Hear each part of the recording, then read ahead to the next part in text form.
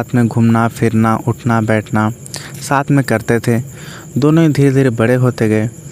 उसके बाद दोनों अलग हो गए। दोनों ही अपने लाइफ में बहुत व्यस्त हो गए।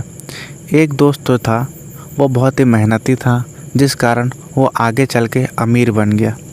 दूसरा जो दोस्त था वो आलसी था, जिस कारण वह गरीब हो गया।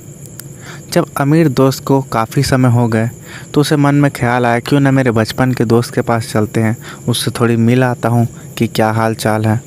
जैसे ही वह उसके घर जाता है वह देखता है कि उसका घर कितना गंदा है। जैसे ही वह अंदर घुसता है उसके बाद उसका दोस्त एक ठो कुर्सी देता है जिसमें धूल जमी हुई होती है। तो उसका दोस्त कहता है कि घर को तुम साफ़ क्यों नहीं करती, ये इतना गंदा क्यों है। तो उसका गरीब दोस्त कहता है कि साफ़ करके क्या फ़ायदा, आखिर फिर से गंदा हो जाता है। उसके लाख समझाने के बावजूद भी वो साफ़ करने को तैयार नहीं होता है। उनके बीच कुछ बातें होती हैं। उसके बाद वो अमीर दोस्त जब जाने वाला होता है तो उसे एक सुंदर सा गुलदस्ता ला के देता है।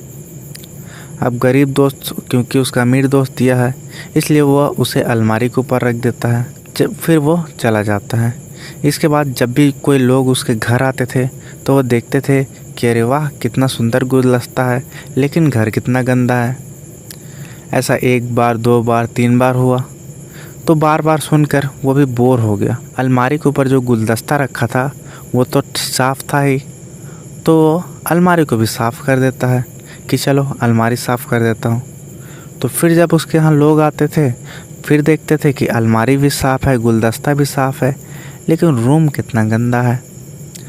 तो अब की बार क्या किया, जिस कोने में अलमारी थी उसे साफ़ कर दिया।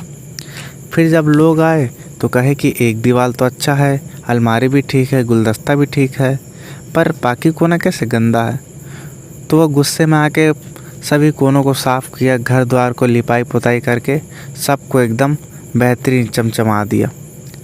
जब लोग उसके यहाँ आए और देखे कि घर तो अब कितना अच्छा हो